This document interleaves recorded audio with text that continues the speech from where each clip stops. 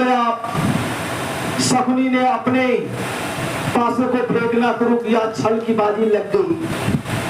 पांडव सारे हारते गए और सब कुछ दांव पे लगा दिया। जब कुछ नहीं रह गया तो अंततः धर्मराज ने गलती कर दी। ऐसी बाजी कभी नहीं लगी थी जो धर्मराज ने लगा दी। धर्मराज ने अपनी पत्नी को, द्रौपदी को दांव पे लगाया। जब द्रौपदी की इज्जत मर्यादा दांव पे लग गई तो प्रमाण मिलता है कि उस सभा में द्रौपदी की मर्यादा बचाने वाला कोई नहीं था। पूरी की पूरी गीत केवल इसी पर लिखी गई है, लेकिन मैं कहता हूं गीत प्रमाण देगी कि द्रौपदी की मर्यादा बचाने वाले थे भगवान श्री कृष्ण के अतिरिक्त भी उस सभा में द्रौपदी की मर्यादा को बचाने वाले थे। चारों तरफ हाहाकार मचा हुआ है। दुशासन को आदेश दिया, जा करके द्रौपदी के केस पकड़कर खींचते हुए लेकर आओ। दुशासन द्रौपदी के केस पकड़ते हुए जब खींच कर लाया है, भरी सभा में उसे निवस्त करने का आदेश दिया। दुर्योधन तब बेचारी वहां बैठे हुए अपने बड़ों से अपनी मर्यादा की भीख मांगती है। बड़े बैठे हैं, उसके जेठ बैठे हैं, उसके ससुर बैठे हैं, कुलगुरु बैठे हैं, लेकिन उसकी मर्यादा तार तार होने जा रही है। कैसा खेल खेला जा रहा है, अपने ही परिवार की मर्यादा अपने ही परिवार में निवस्त्र की जा रही है।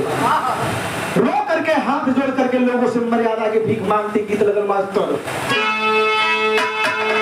वह गीत का लाइन हो कि झर झर अखियाँ से, सही तो बढ़ जाए,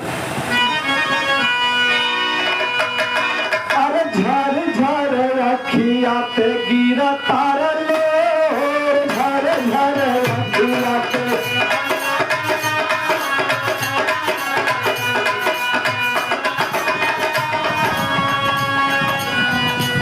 लेकिन गीत से बढ़िया तन लाइन कवि जी लिखत हो, का लिखत हो, घर में लुटात बाई जतिया हमार, घर में लुटात बाई,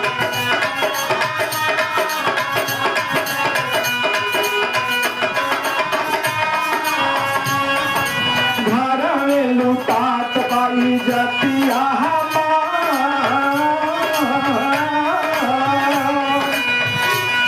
की रोई रोई काले बहिनी या पुकार हो मेरे भैया, हे कन्हैया रहे, की रोई रोई काले बहिनी या पुकार हो मेरे भैया, हे कन्हैया।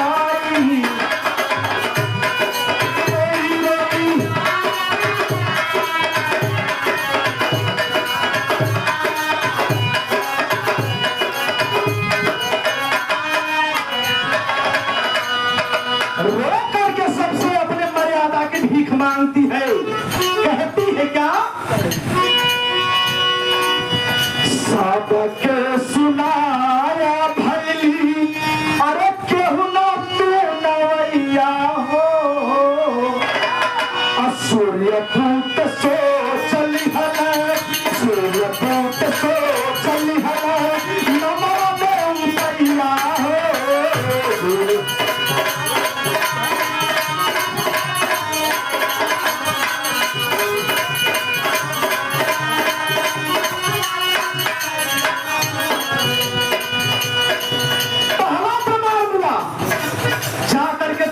सबके आगे अपने मर्यादा को बचाने के लिए दुहाई देती है। लोग कहते हैं कि उस सभा में द्रौपदी की मर्यादा बचाने वाला कोई नहीं था, लेकिन उस सभा में एक वीर था, वह था महारथी कर्ण।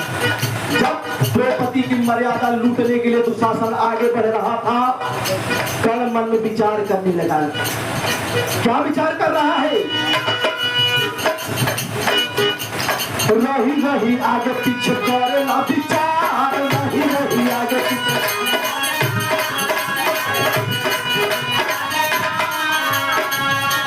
रही रही आगे पीछे करेला विचार,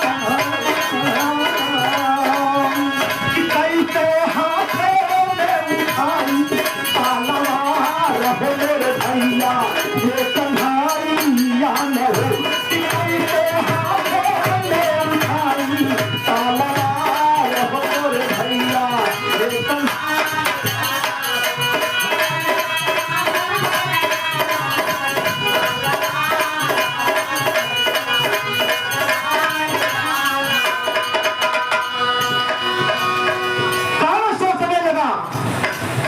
कि मर्यादा मेरे सामने लूटी जा रही थी। तो देखें सागर 201 रुपए का एक पुरस्कार प्रदान किया गया आज सतंदर गिरी उर्फ झगलू बाबा चक्का बाल जहनिया से। अब रिश्ते में मेरे बड़े भाई का लीजिए वैसे हम उनके छोटे बहनोई है सगा आईला बनावटी ना पार्टी से नमन उपस्थित जन समूह को प्रणाम। कहना है क्या कहना है, सोच रहा है कल क्या विचार कर रहा है। ए हवर बिल खात बात ए हवर बिल खात बात अपना एक बेचारी हो।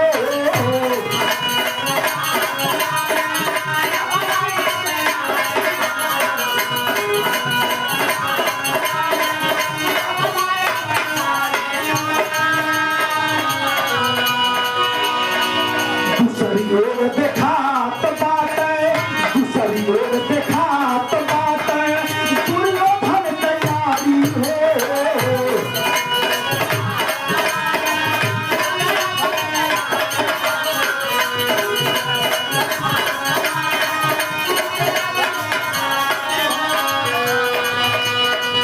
धर्म संकट में पड़ गया। एक तरफ अल्लाह की मर्यादा है और एक तरफ मेरे मित्र दुर्योधन की यारी है। किसका पलड़ा भारी होगा, लेकिन मेरे हिंदुस्तान की धरती है मित्रों। यही नारी दुर्गा माता सरस्वती के रूप में पूजी जाती है। यहाँ नारी की मर्यादा पर बन आती है तो हिंदुस्तान का हर मर्द खून की नदियां बहा देता है। तैयार हो गया, लेकिन सोच रहा है क्या हम उससे कह देती बतल कबार हम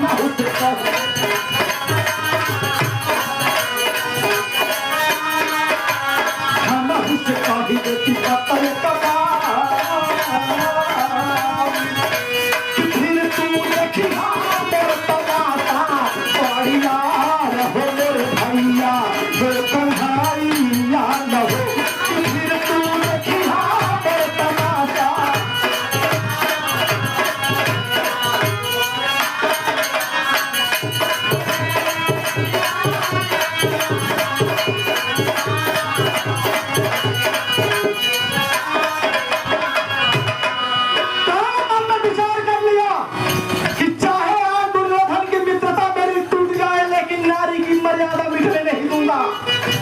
लेकिन जैसे जाकर के पूरे सभा में जैसे जाकर के लोगों के सामने दुहाई दे रही है एक बार मुझसे भी कह दे। तब तक द्रौपदी आके कर्ण के सामने खड़ी हो जाती है। और जब कर्ण के देखने बाद द्रौपदी वही समय को ताना मार दे रही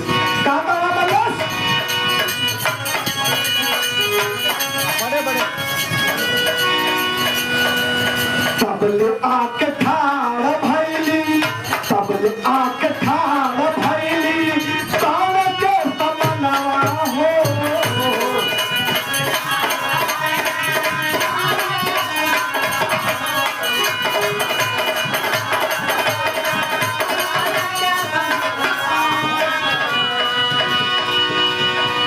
हंस के सूत फूट कहली हंस के सूत फूट कहली बैल गई मनवा हो। हंस के सूत फूट कहली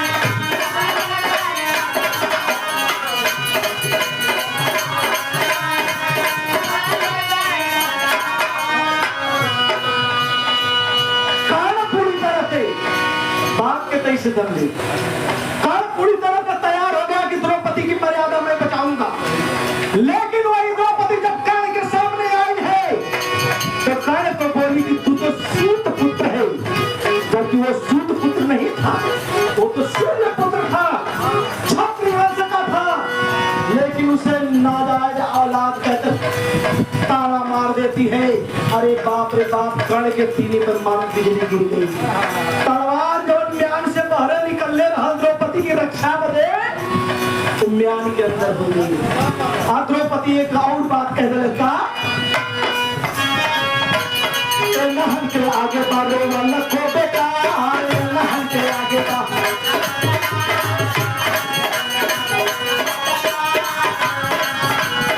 नहन के आगे बढ़ो लखो बेटा, कितने बड़े दीवा बड़े बासिया रहो मोरे भैया, ये कन्हैया नहीं, कितने बड़े दीवा बड़े बासिया।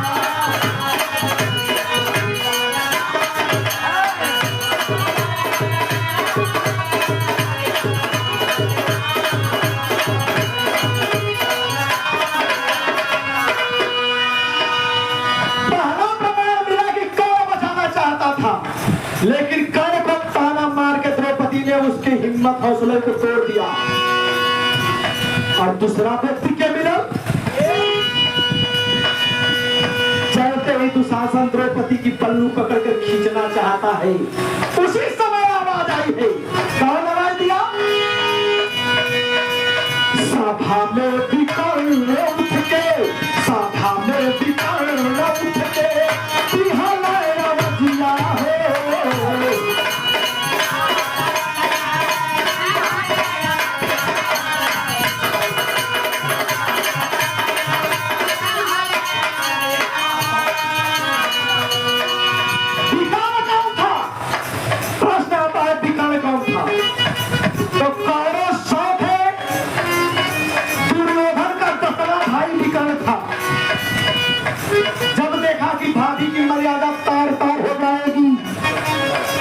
गया है, आवाज लगाया।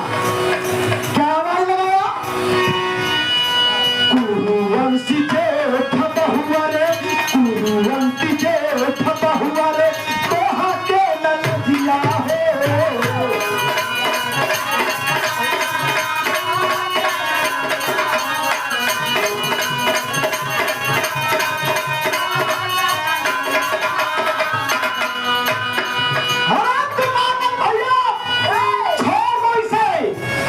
समझते हैं ये कौन है? क्या कहते हैं कि ये हमारे कुरुवंश की मर्यादा है, हमारे कुरुवंश की जेठ बहू है ये। छोड़ दीजिए भैया, जिसके तन पे कपड़े रहने से हमारे कुल खानदान की मर्यादा ढक जाती है, उसी के तन को उद्धार करना चाहते हैं। छोड़ दीजिए। क्या कहता है? छोड़ता दुशासन भैया करी लागो हार, छोड़ता दुशासन।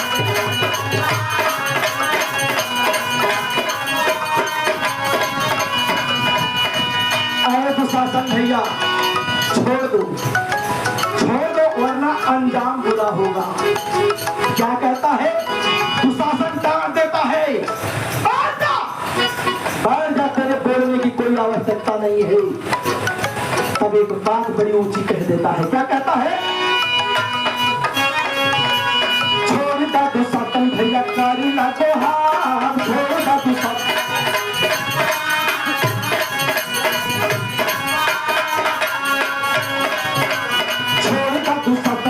करी लागो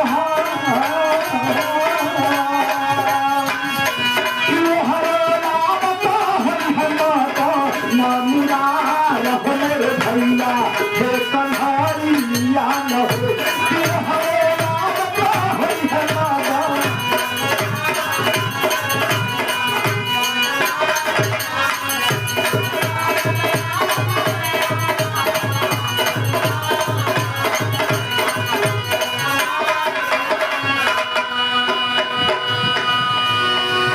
भैया, आप समझते हैं कि जिसके साड़ी को आप खींचना चाहते हैं, जिसके तन को उघार करना चाहते हैं, उनके भाई कौन है? उनके रक्षक कौन है? जो दुनिया को वस्त्र देते हैं, जो दुनिया को सुख संपदा देते हैं, जो दुनिया के तन को ढकने वाले हैं। के तन को कैसे उघार कर सकते हो। अरे बाप रे बाप, इतनी बात जब इस द्रौपदी सुन ले, द्रौपदी अपन साड़ी पकड़ के टरत रहे, तड़िया का पलवा छोड़ दे। लो खींचो। अभी तक द्रौपदी को अपने 5 पतियों का गुमान था, तब तक साड़ी पकड़ के दुहाई देते रहे कि हम आके बचाइला, हम के बचाइला। जब सुनी याद आई भगवान कन्हैया की, साड़ी छोड़ दी और इस तरह हाथ ऊपर करके पुकार दी है, हे हृदय, हे जनार्दन, आज आपकी बहन की मर्यादा दांव पर है। इतना सुनते ही जब सर्वभाव से समर्पित हो गई, भगवान कन्हैया चले कहाँ है? लोग प्रश्न करते हैं कि भगवान कन्हैया आए कहती क्या?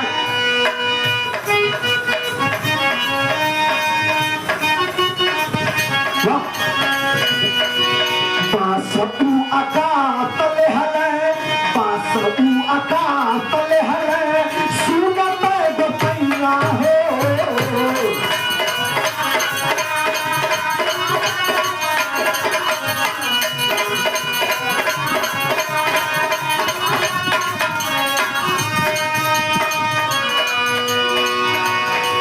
विश्व भर के छाह देले, विश्व भर के छाह देले, जे कर छत्र छइया हो।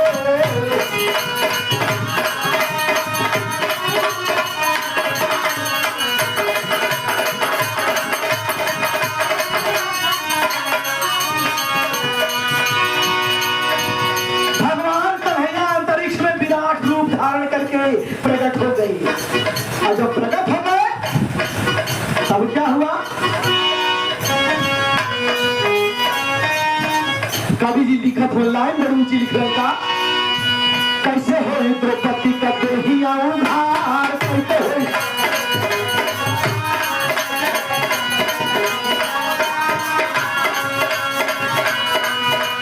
कैसे हो द्रौपदी का देहिया उधार,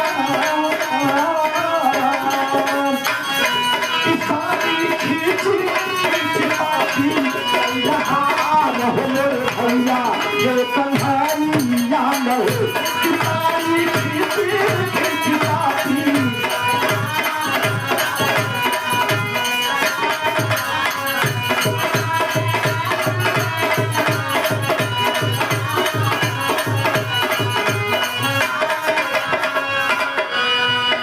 दुशासन साड़ी खींचने लगा। एक नया प्रमाण यहाँ और मिला। क्या प्रमाण मिला? लोग कहते दुशासन साड़ी खींचत रहे, लेकिन बताया गया मृत्युंजय नाम की पुस्तक में प्रमाण मिलता है कि दुशासन की भुजा इतनी विशाल थी, मास्टर साहब, इतनी विशाल भुजा थी कि एक बार साड़ी ऐसे खींच दे तो 56 गज साड़ी खींचे हुई। एक बार ऐसे खींचा तो 56 गज साड़ी खींचा, कितनी विशाल भुजा रहा और खींचत बा। जब खींचते खींचते हैरान हो गया, परेशान हो गया। कभी लिख रहे कि साड़ी बीच साड़ी, किनारी बीच साड़ी, किसरिए किनारी। बेहोश होकर उसी जगह गिर गया। द्रौपदी की साड़ी खत्म नहीं हुई। भगवान जनार्दन ने, भगवान द्वारिकाधीश ने आज अपनी बहन की मर्यादा बचा ली। वहीं पर द्रौपदी बेचारी थक कर गिर गई। जब थक कर गिर गई, रोने लगी, आंख में उसके आंसू आ गए। आंख में जब उसके पास आंसू आए हैं, धिक्कारने के लिए खड़ी होती है किसी तरीके से। जब खड़ी होती है तो जाकर अपने 5 पतियों की ओर देखने लगी। 5 पतियों की ओर देखने लगी और देखती, पहली दृष्टि पड़ी है किस पर? धर्मराज पर। पूरे लोग गीत का इसी जगह तमाम थे। पहली दृष्टि धर्मराज पर पड़ी है। धर्मराज से सवाल की, इधर देखो, धर्म के अवतार है ना आप? मैंने सुना है कि धर्म की परिभाषा का व्याख्या करते हैं आप। धर्म और अधर्म की तराजू है आपके हाथों में। तो एक बात बताइए धर्मराज, क्या पत्नी पति की निजी संपत्ति होती है? क्या आपने मुझे जब ब्याह करके लाए वचन दिया तो उसमें आपने मुझे खरीदा था या बराबरी का हक देकर लाए? अगर बराबरी का हक देकर लाए तो बिना मुझसे पूछे मुझे बेच कैसे दिया? कहाँ गया आपका धर्म?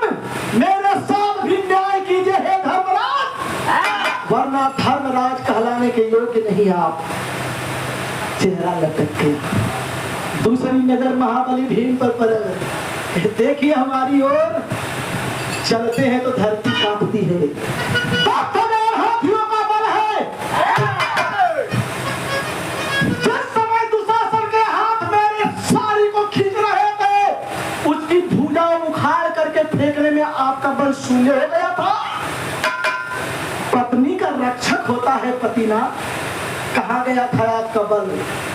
अरे आप लोग बिके थे, आप लोग दासत्व के बंधन में बंधे थे। मेरी रक्षा का वचन तो आपने ही तो दिया था। भीम का चेहरा लटक गया। तीसरी नजर पड़ी गांडीधारी अर्जुन पर, और गांडीधारी अर्जुन को तो अजीब बात कह देती है। अर्जुन हमारी ओर देखो, अपने गांडीव के बल से मुझे जीते थे ना, तीनों लोगों को जीतने की क्षमता थी आप में। आपके बाणों का जवाब स्वयं इंद्र भी नहीं दे सकता था। तो आज दुशासन की छाती चीरने में आपके बाण की धार कुंदी हो गई। रख दीजिए गांडी। नकुल सहदेव, तुम्हें अपने पुरुषार्थ और सुंदरता पे बड़ा गर्व था ना? बंद करो ये नाटक। 5 पतियों की मैं अकेली पत्नी कहलाने वाली आज भरोसा उठ गया। इतनी बात जब सुनने हुआ भीष्म दादा आकर के द्रौपदी के सिर पे हाथ धर गए। कहोगे बेटी चुप हो जाओ, आंसू पोंछ लो बेटी, क्या करो बड़ी ऊंची बात करना। अरे भीष्म दादा हाथ फेरे, भीष्म दादा हाथ फेरे, द्रौपदी के सिरवा हो।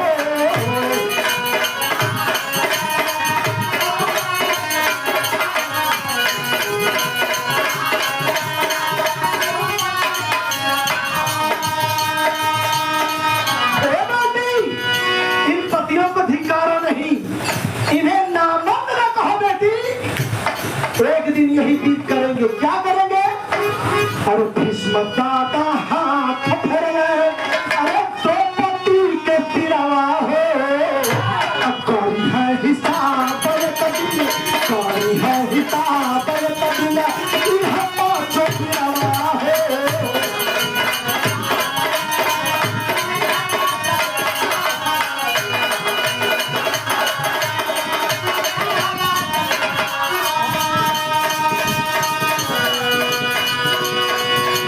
रमन बिहारी बलदेव जी का प्यार,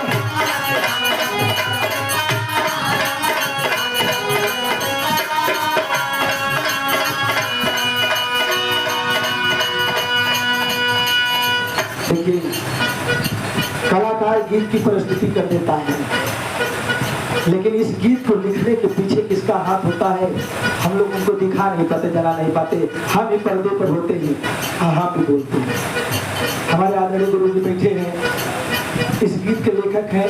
भले आप चल रही लोग हैं, लेकिन देखिए इन व्यक्तित्व को जो बैठे हैं, ये महान आत्मा कहाँ मिले। गुरु जी तो मंच पर आ जाए, हम आज के दिन आशीर्वाद दिले खाली बताओ, कोई बात ना ऐसा बात ना कि खूब भीड़ रही तब होगी। यही वो महान देवता है जिनकी रचना को आप सुन रहे थे। आदरणीय आप परम आदरणीय श्री ओम प्रकाश यादव जी गाजीपुर बउरवा की। जब से मैं गा रहा हूँ अपने लेखनी से मेरा दिशा मार्ग करते रहे हैं। बस जरूरत है जनता जनार्दन के आशीर्वाद की।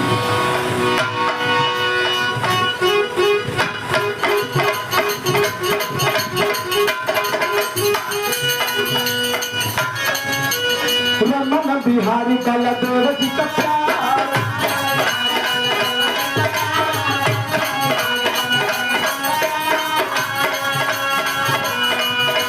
रमन बिहारी बलदेव जी का प्यार,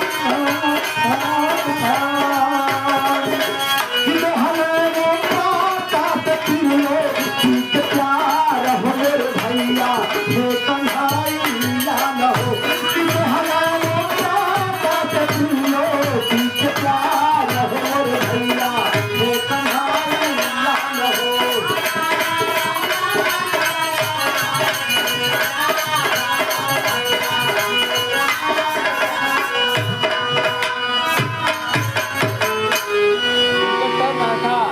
टिकट टर्न है।